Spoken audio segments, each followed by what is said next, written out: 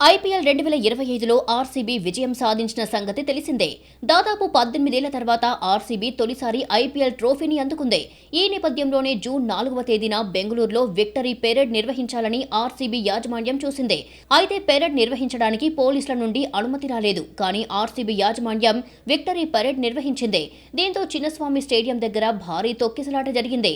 ఈ ఘటనలో 11 మంది ప్రాణాలు కోల్పోయారు.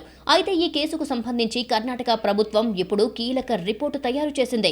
ఆ రిపోర్టును కర్ణాటక హైకోర్టుకు అందజేసింది. చిన్నస్వామి స్టేడియం దగ్గర జరిగిన తొక్కిసలాటకు ఆర్సీబీ యాజమాన్యమే ప్రధాన కారణమని స్పష్టం చేసింది. పోలీసుల నుంచి సరైన అనుమతులు తీసుకోకుండా ఆర్సీబీ విక్టరీ పెరేడ్ చేయడానికి ఏర్పాట్లు చేసిందని పేర్కొంది. ఇక హైకోర్టు ఈ విధంగా చెప్పుకొచ్చింది. ఆర్సీబీ జూన్ 3వ తేదీన పోలీసులను సంప్రదించింది.